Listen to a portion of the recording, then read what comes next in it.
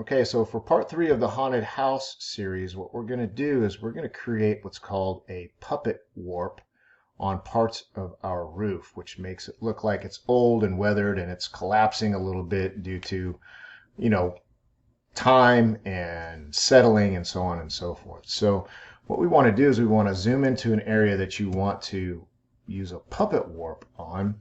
And I'm on my house layer, and so I'm going to get my polygonal lasso tool, and I'm going to select, and I'm going to stay on the very inside, pretty far on the inside of my roof.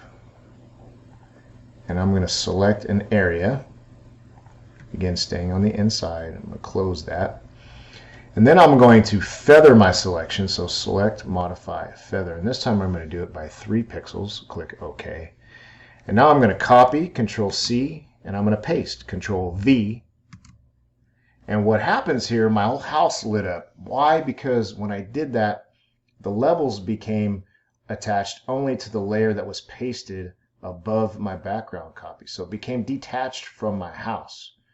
All right, so to make it attach back to the house so you lose those levels, you just right click on layer 5 or your pasted roof and go clipping mask. And now this levels is affecting, you can see the arrows here, both of the layers that are clipped to it. So now we're going to go up and we're going to apply our puppet warp.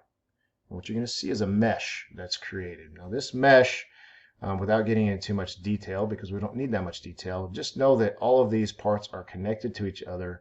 And when we move one of our tacks, a lot of the pixels are going to move along with it. So the first thing we're going to do is we're going to start creating tacks around the outside. So think of this as like a bulletin board. Oops, I don't want to hit Control Z, by the way, because it will try not to move when you click, otherwise some of the pixels will move, and it's easier said than done. So I'm getting very still before I click, even though I want to go fast for this tutorial.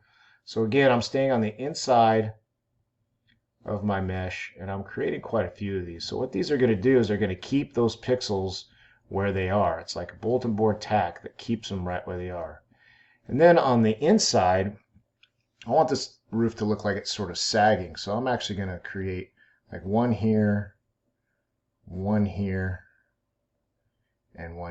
And once we have our tag, you can do more and you can play around with it. Don't go too crazy. We just want a slight adjustment. We want the straight lines that create these shingles to just move a little bit so that it looks like it's warped. And now when I go back over a tack and I click it and hold and I drag it down, you'll see a lot of things moving, including a lot of these areas. And again, don't go too much. You can still add more and move if you want. It's going to pull those pixels down. It's sort of hard to see what they're doing until we hit the check mark. And then you can see, and I zoom out, that my roof is now sort of messy, right? It's not as clean as it used to be. Could look like it's, again, collapsing a little bit. So you can use this technique in multiple places on your roof. I'm just going to leave it at that for now to allow you guys to work some more. So puppet warp on the roof to make it look run down a little bit is a nice little